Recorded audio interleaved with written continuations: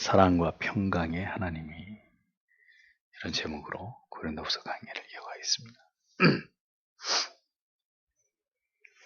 바울은 마지막으로 하나님께서 기뻐하시는 교회의 모습을 설명하고 그것을 지켜나아가기를 힘쓸 것을 당부하면서 고린도 교회 성도들을 축복하고 격려하는 말로 마무리를 짓고 있습니다. 사도는 격한 어조로 지엄하게 고린도 교회 교인들을 꾸짖기도 했지만 그들은 시종일관 변치 않는 그들을 향한 애정을 드러내면서 마음을 다해서 설명하고 설득하는 일에도 적지 않은 노력을 기울인 것을 볼 수 있습니다. 이 고린도후서 강해를 마무리하면서 저는 개인적으로 사도가 교인들로부터 당한 그 모든 비난과 멸시와 거절감들을 주의 은혜로 모두 다 이겨내고 끝까지 고린도 교회의 교인들이 복음으로 돌아오기를 기다리면서 고린도 교회가 올바른 주님의 교회의 모습으로 회복되기를 바라는 그 사도의 모습에서 큰 감명을 받게 됩니다. 사람이 살아가면서 가장 큰 고통을 당하는 것은 가난 때문이 아닙니다. 또 어떤 어려운 질병으로 인해서 고통을 당하는 그런 문제, 그런 환경 때문도 아닙니다. 정말 사람을 피를 말리게 하는 것은 언제나 사람 때문에 당하는 괴로움과 고통입니다. 사람 때문에 당하는 괴로움과 마음의 고통, 그보다 큰 것은 없습니다. 사도를 생각해 보십시오. 고린도 교회 성도들은 그가 복음 안에서 낳은 자들이었습니다. 그런데 그들이 거짓 사도들의, 거짓 교사들의 말에 현혹이 되어서 바울 사도를 경멸하고 무시하고 대적할 때 사도의 마음이 어떠했을지를 한번 생각해 보십시오. 이루 말할 수 없이 괴롭고 고통스러웠을 것입니다. 그리고 인간적으로 그 분노와 괘씸한 마음과 서운한 마음과 모든 부정적인 감정에 사도가 휩싸일 수 있는 그런 상황이었을 것입니다. 사람의 성정과 성격은 부패하고 타락한 죄성으로 가득합니다. 인생을 살아가면서 그 죄성들이 함께 서로 부딪히고 맞설 때 우리는 무수한 상처를 주고받기 마련입니다. 가정과 교회는 그렇게 우리 자신이 미워할 수 없는 사람들과 그러나 필연적으로 부딪히면서 우리 자신이 무너지고 깨지는 그 모든 과정 속에서 인간의 한계와 무능을 철저하게 발견해 나아가는 무대가 됩니다. 그리고 그 한계의 끝에서 결국 내가 아니라 하나님의 사랑으로만, 나에게 임한 예수 그리스도의 은혜로만 모든 것들을 인내하고 용납하고 사랑하고 용서할 수 있다는 것을, 하나님께서 베풀어 주시는 능력으로만 궁극의 사랑과 화평을, 화목을 이룰 수 있다는 이 사실을 발견할 수 있게 되는 것입니다. 복음에 대한, 예수 그리스도의 십자가에 대한 깊은 이해와 그 사랑의 경험 없이 성도의 삶을 살아가고 나아가서 목회를 해 나아가는 것은 재앙과도 같은 일입니다. 그냥 신앙의 형식만을 따라서 또 직업적인 정신을 가지고 성도가 되고 혹은 목회를 하는 것, 그 사람한테는 재앙 같은 일입니다. 사도처럼 성령의 능력을 힘입지 않고 넘쳐 흐르는 십자가에 대한 감격과 그리스도께서 내게 부어주신 체감된 은혜가 없이 살아간다면 우리의 신앙은 온통 가식과 위선으로 가득하게 될 뿐입니다. 아니면 권태와 실증에서 벗어날 수 없는 그냥 종교적 관성을 쫓아가는 맹목적인 생명 없는 그런 종교 활동에 지나지 않는 것이 신앙이 되고 만다는 겁니다. 그런 상태로 계속 가다가는 결국 어느 순간에 모든 것이 다 탄로나게 되어 있습니다. 다 드러나게 되어 있습니다. 그 사랑 없음이, 그 은혜가 모두 소진되었음이 다 드러나서 결국은 갈등과 분열과 경건치 않음과 세속을 사랑함과 음란의 유혹을 이기지 못함으로 그 모든 것들이 다 비집고 나와서 그의 본래의 모습을 다 폭로시키고야 많은 일들이 일어나게 되는 거예요. 그러니까 목사인 줄 알았더니 결국 목사가 아닌 거고, 성도인 줄 알았더니 결국 성도가 아닌 그런 모습들이 다 드러나는 것입니다. 그게 왜 그래요? 은혜 없이 예수 믿으니까. 하나님의 사랑을 경험하지 않고, 그러니까 인간적인 종교 생활을 지루하게 이어간 결과가 다 드러나는 거예요. 드러나는 거예요. 세상과 교회에서의 모습이 판이하게 다르고, 교회에서와 가정에서의 모습이 전혀 다 다른 사람이고, 사람들과 함께 있을 때와 자기 혼자 있을 때가 전혀 딴 사람이 되어버리는 이런 이중적인 모순과 기만에서 벗어날 수 없게 되는 거예요. 이런 괴물 같은 신자들이, 아니 괴물 같은 교인들이 만들어지게 되는 것입니다. 사도의 말과 모습 속에서 우리는 예수 그리스도의 은혜를, 그 십자가의 위대한 능력을 봅니다. 모든 것을 초월하고 뛰어넘어서 고도의 영혼의 평정심을 유지하면서 마음에 일어나는 모든 분노와 미움과 인간적인 서운함과 배신감들을 다 잠재우면서 묵묵히 끝까지 이 사도적 직무를 성실하게 수행하고 있는 하나님의 사람 바울 사도를 보면서 그가 경험한 그러한 놀라운 그리스도의 십자가의 은혜와 사랑이 오늘 우리에게도 임하기를 간절히 소망하게 되는 것이죠. 바울 사도가 위대한 것이 아닙니다. 그에게 임한 십자가의 사랑이, 그 복음의 위대한 감격이 위대한 거죠. 그는 예수를 믿는 사람들을 잡아 죽이는 일에 선봉했었던 그런 자가 아니었습니까? 그런 자기 스스로 자기를 묘사하기를 죄인 중에 괴수 같은 자가 이런 부단히 모든 것들을 참아내고 인내해내면서 결국은 예수의 사랑으로 승리하는 그런 하나님의 사람으로 변화됐다는 것은 바울의 위대함을 성경에 논하는 것이 아니라 예수 그리스도의 십자가의 그 구속하신 은혜와 사랑의 위대함을 우리에게 사도를 통해서 보여주고 있는 것이라는 겁니다. 사도는 이제 고린도 교회를 향한 모든 권면을 그렇게 마치면서 그들을 축복하고 있는 것을 보게 됩니다. 사도는 사랑과 평화의 하나님께서 여러분과 함께 하실 것입니다. 이렇게 말합니다.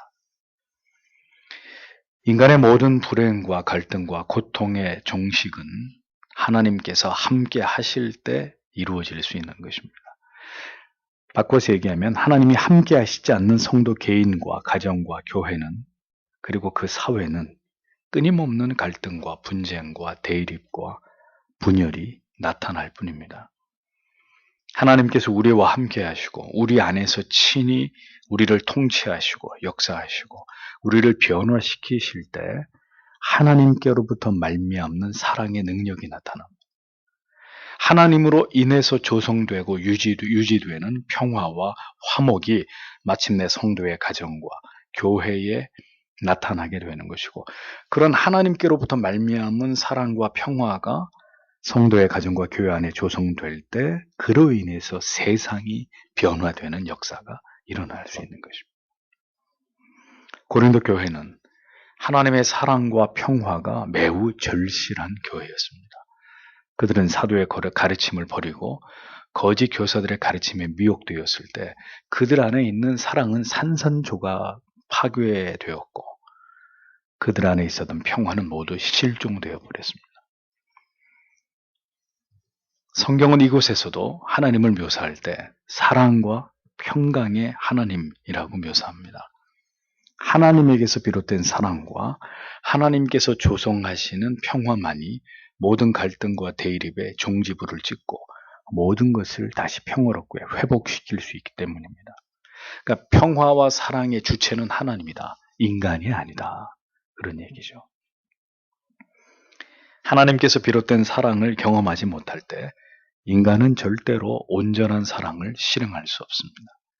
타락한 인간은 누군가를 사랑할 수 없는 존재이고 그 사랑을 이어갈 능력이 현저하게 매우 부족한 존재일 뿐입니다. 여러분, 인간을 보십시오. 인간은 자기 자신조차도 똑바로 사랑하지 못합니다. 그렇기 때문에 스스로의 정신과 스스로의 건강을 파괴시키는 짓들을 서슴지 않잖아요. 인간은 자기 자신도 사랑하는 방법을 몰라요. 자기의 몸에 해로운 것들을 계속 좋아하고 자기의 정신을 좀먹게 하고 병들게 하는 향락과 쾌락의 노예가 돼서 살아가죠.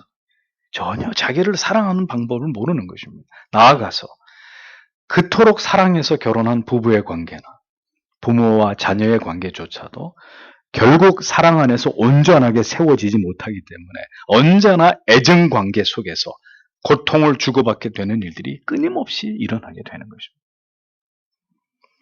인간의 사랑은 절대로 완전하지 않습니다. 그 사랑은 언제나 금이 가고 깨어지기 쉽고 불안정하고 변화무쌍합니다. 하나님의 사랑을 알기 전까지 인간은 그러하기에 자기를 그 누구보다도 더 사랑하기 위해서 다른 사람에게 서슴지 않고 고통을 주는 지극히 그 이기적인 사랑, 자기 사랑을 멈추지 못하는 거예요. 영원히 자기 자신을 향하는 그 사랑의 방향을 바꾸지 못하고 이것을 통해서 계속해서 자기와 타인을 고통스럽게 하는 이 관계에서 벗어나지 못하는 것입니다. 그런 무능한 죄인들이 모인 곳이 인정하고 싶지 않지만 성도의 가정이고 교회입니다. 그러하기에 우리에게는 오늘도 하나님의 사랑에 대한 올바른 이해가 필요하고 그 사랑에 대한 가슴을 적시는 깨달음과 나아가서 그 하나님의 위대한 사랑의 대상이 바로 받을 자격 없는 나에게 그리고 우리 모두에게 부어졌음을 경험하는 은혜가 간절히 요구되는 것입니다. 누구도 사랑할 수 없는 자기 자신의 모습을 보면서 그 어떤 핑계와 변명 뒤에 자기를 감추지 않고 이런 나를 고쳐주시고 변화시켜 주시기를 정직하게 하나님 앞에 간구해야 한다는 것입니다. 우리에게 하나님께로부터 말미암은 사랑이 절실히 필요하고 반드시 그 사랑이 우리에게 경험되어야 하기에 하나님께서 우리 안에서 행하시는 일들이 있습니다.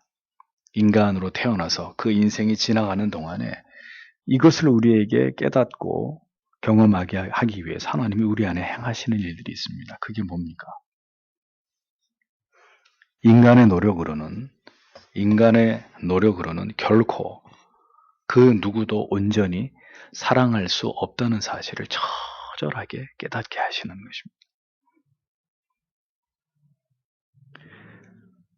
인간이 누군가를 절대로 사랑할 수 없다는 것을 하나님이 어떻게 깨닫게 하시느냐? 도저히 사랑할 수 없는 깨어진 관계를 성도에게 허용하시는 것으로 깨닫게 하시는 겁니다.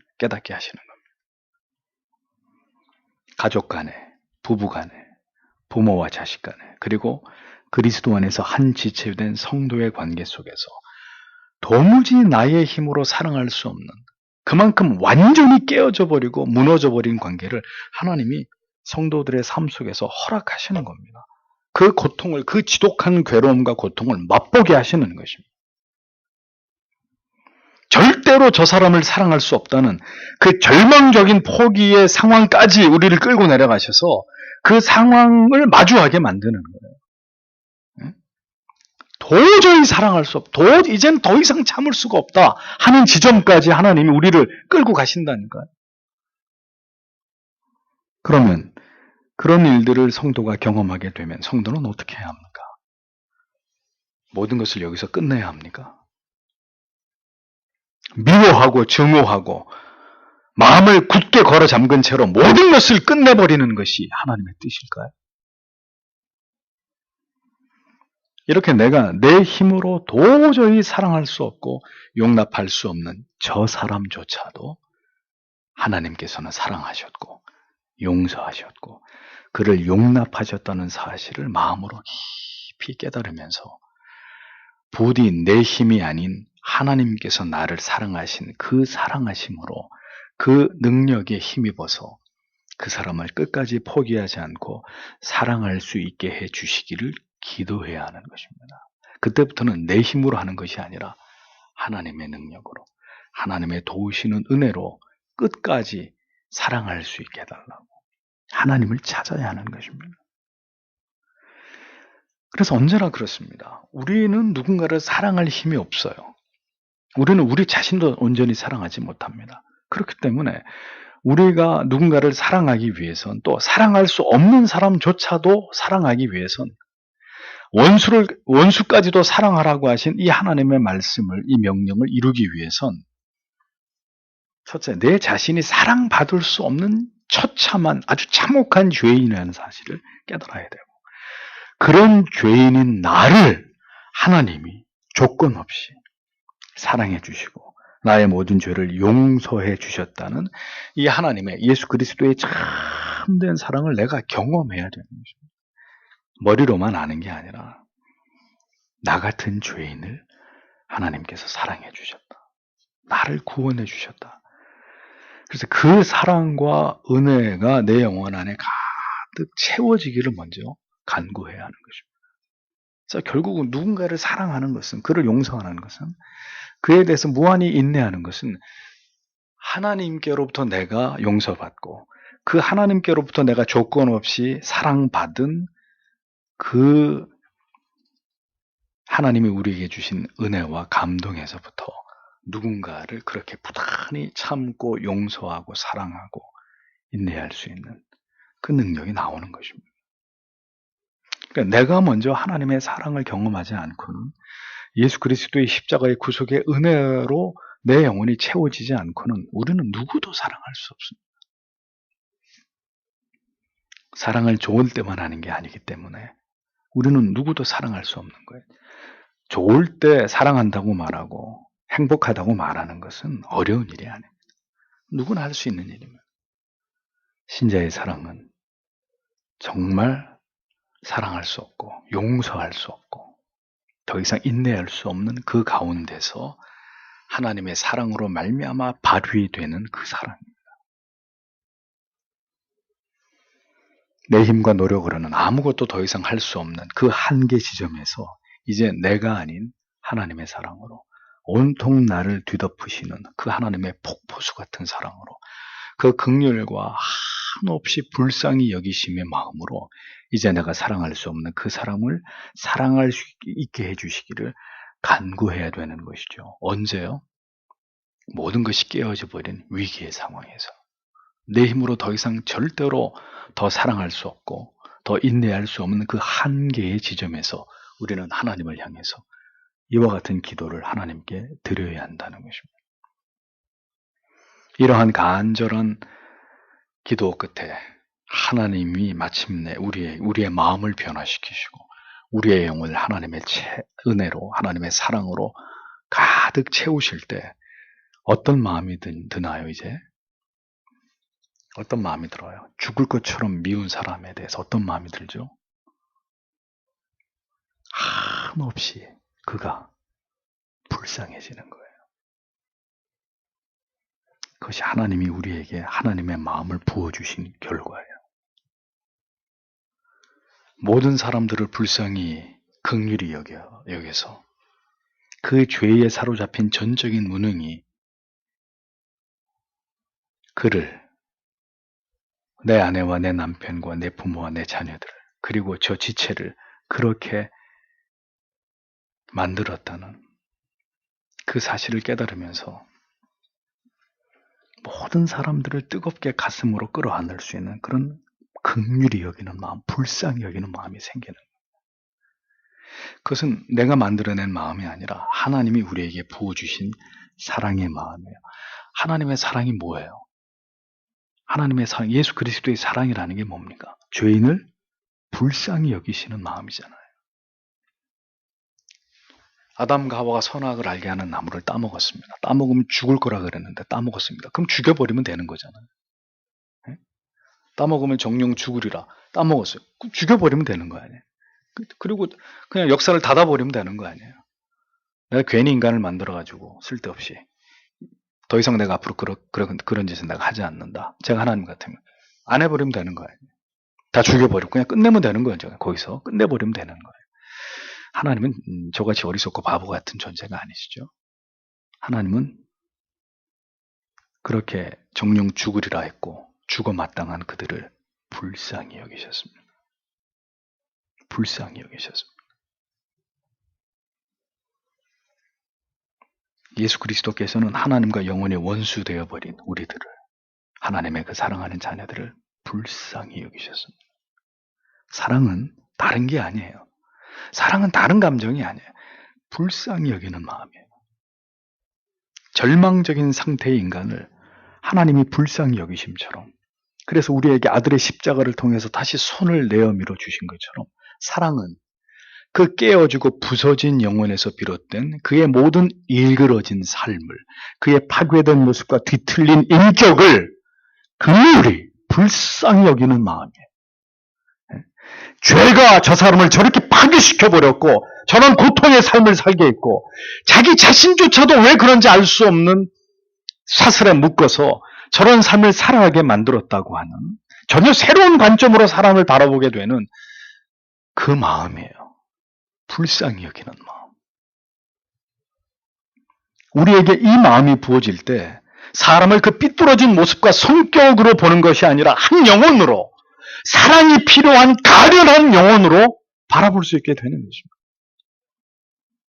그 헐벗고 외롭고 고통당하고 상처 입은 영혼으로 바라보고, 나를 사랑하신 그 하나님의 사랑으로 저 사람을 사랑하고 불쌍히 여기고자 하는 마음을 갖게 되는 것입니다.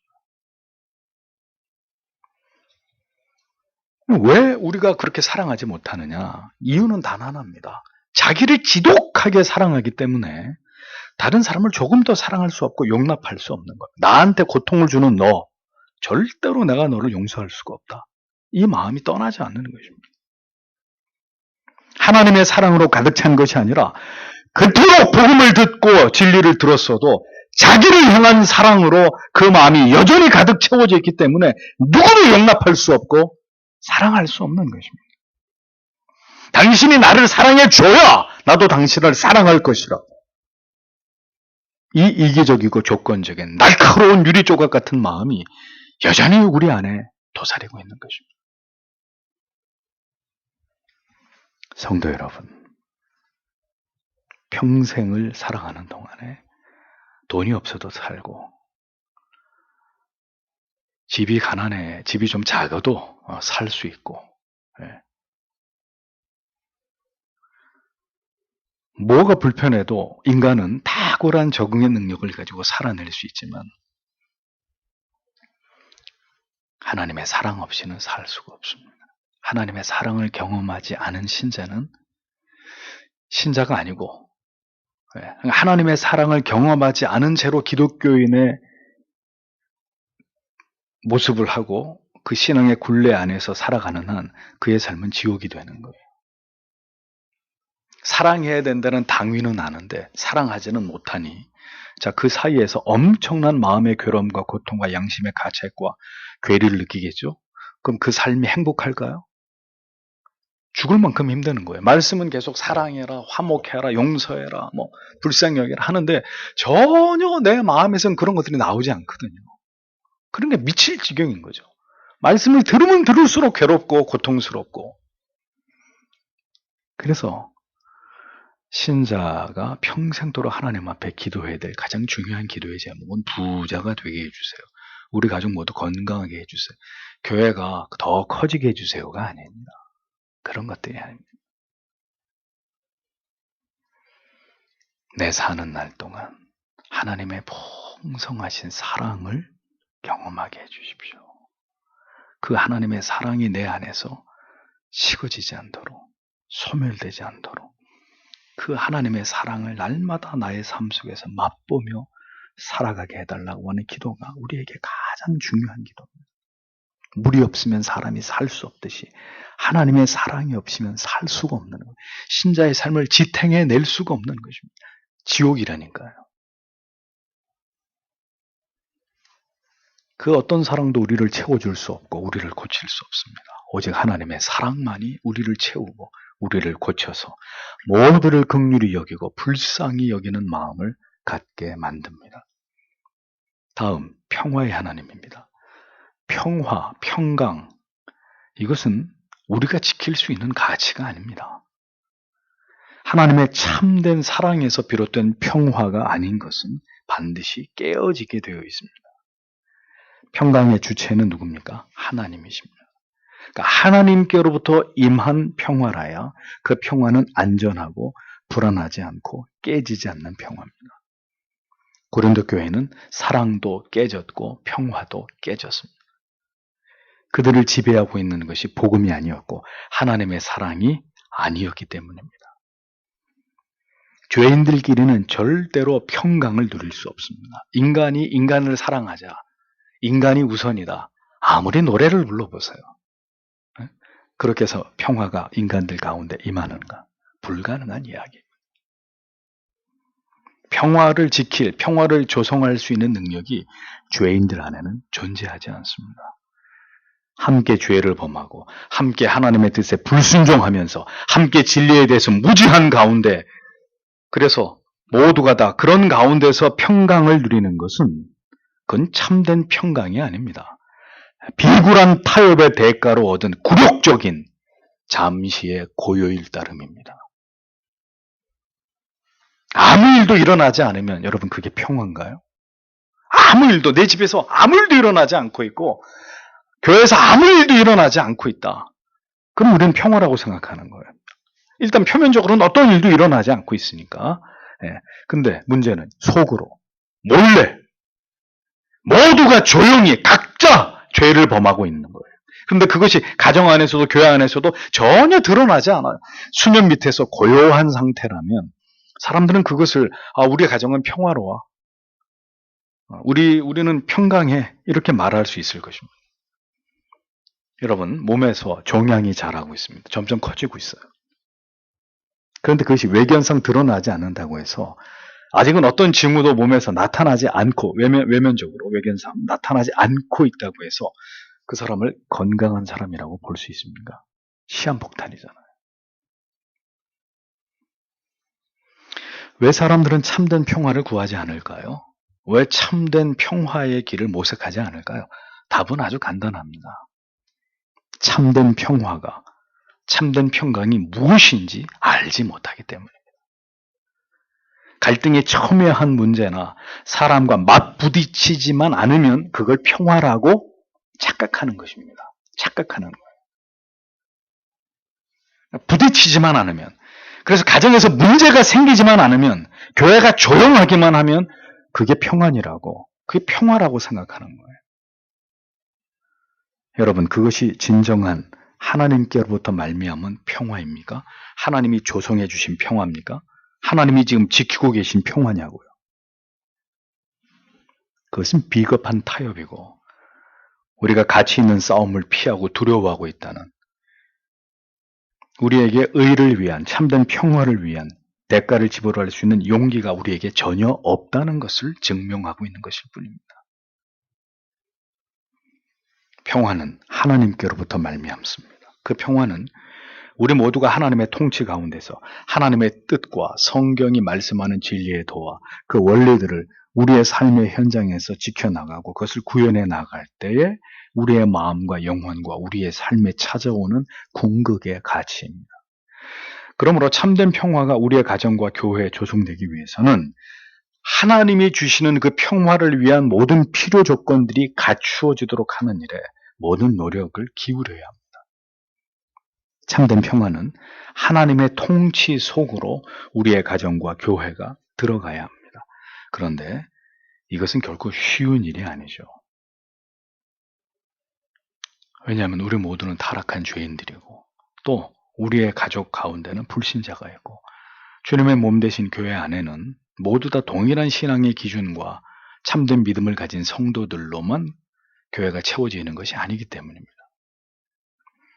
그래서 평화라는 가치를 이루어가기 위해서는 먼저 갈등과 분열과 평화를 위해 나아가기 위해서 통과되어야 되는 필연적인 대가가 지불되는 일이 선행되어야 합니다. 그래서 그렇게 힘든 과정이 필요한 일임에도 불구하고 반드시 이 일들을 성도는 하나님을 의지해서 우리의 가정과 교회 안에서 이루어가야 되는 생애적인 목표로 여겨야 되는 것이죠. 성도 여러분, 선과 악이 의와 불의가, 신앙과 불신앙이, 진리와 비진리가 함께 공존하는 곳에 여쭤보겠습니다. 평화가 만들어질 수 있다고 생각하십니까?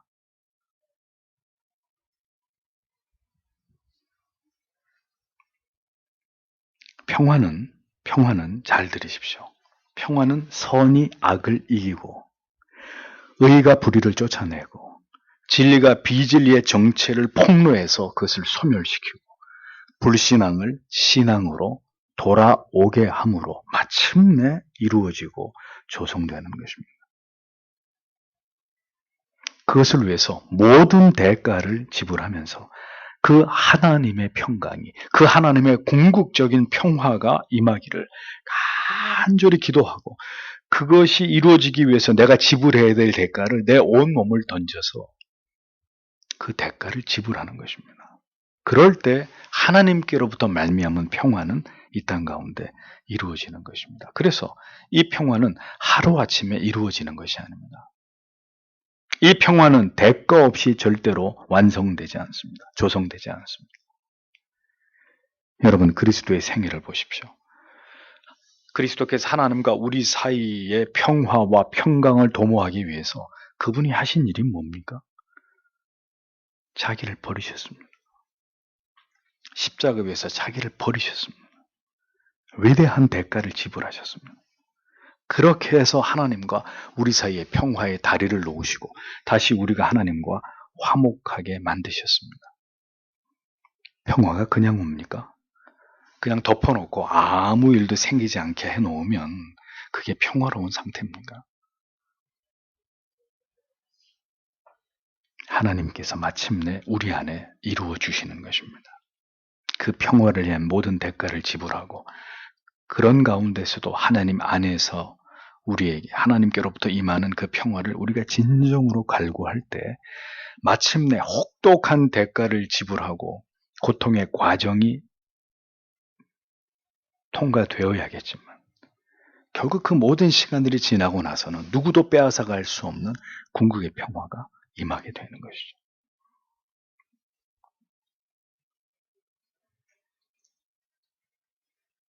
세상은 단언하건대 그래서 평화의 길을 알지 못합니다. 결국 평강의 가치를 이 세상 가운데 영원히 만들어낼 수 없을 것입니다. 왜냐하면 그 평화의 주관자가 바로 하나님이시고, 평화는 그 하나님의 뜻에 의해서 이루어지고 유지되기도 하고, 또 하나님의 뜻에 의해서 그 평화가 산산조각 날 수도 있기 때문에, 그래서 이 땅에서 어리석은 인간들이 머리를 맞대고 뭔가 평화를 의논하고 도모하는 것, 그 모든 것 자체가 심히 어리석은 일일 뿐이라는 것. 평화는 그 평화를 이루어 주시려고 하시는 그 하나님의 뜻이 이 땅 가운데 이루어질 때 평화가 임하는 것입니다. 그러니 세상에서 그런 평화는 기대할 수 없어요. 주님이 재림하실 때까지. 단지 그 평화가 성도의 가정 안에서 주의 몸 되신 하나님의 통치를 기꺼이 따르려고 하는 교회 안에서는 이 평화를 우리가 충분히 맛볼 수 있는 것입니다. 이 땅에서 하나님의 뜻이 이루어지지 않을 때 이 땅은 절대로 평화롭지 못할 것입니다. 다만 그런 세상 속에서도 하나님의 뜻이 성도의 가정에서 마침내 그들의 하나님의 뜻에 따른 순종으로, 희생으로 평화의 대가를 지불하는 믿음으로 나타날 때 마침내 성도의 가정에는 평화가 깃들고 하나님의 통치를 지키는 교회 안에 하나님께로부터 말미암은 참된 평강이 임하게 되는 거죠. 성도 여러분, 바울은 마지막으로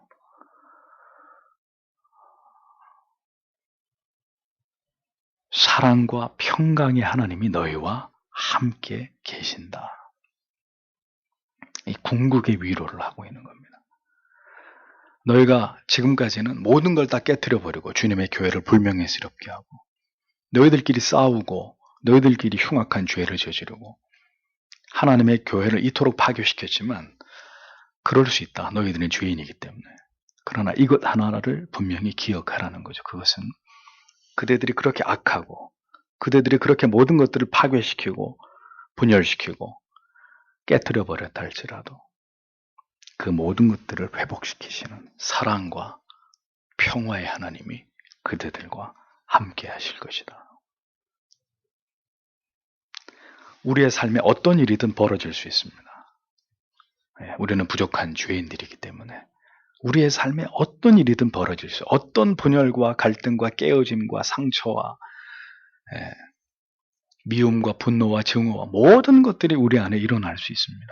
그것이 우리의 한계잖아요. 그러나 성도 여러분, 그것으로 끝나서는 안 됩니다. 그리고 그것으로 끝날 수도 없습니다. 왜? 사랑과 평강의 하나님이 오늘도 우리와 함께 하시기 때문에 결국은 그 사람을 고치실 것이고 그 가정을 회복시키실 것이고 그 교회를 봉합시키실 것이고 결국은 사랑과 평강의 하나님이 하나님이 기뻐하시는 자들 안에서 이 모든 것들을 이루실 것이기 때문에 우리는 거기에 소망을 두어야 되는 거죠. 그래서 절대로 신자가 자기 입으로 끝났습니다. 죽어도 용서 못합니다. 나는 저 사람을 죽도록 미워합니다. 이런 말을 해서는 안 되는 거예요. 그건 성경적이지가 않은 거예요. 그 사람은 하나님을 불신하고 있는 사람인 거예요.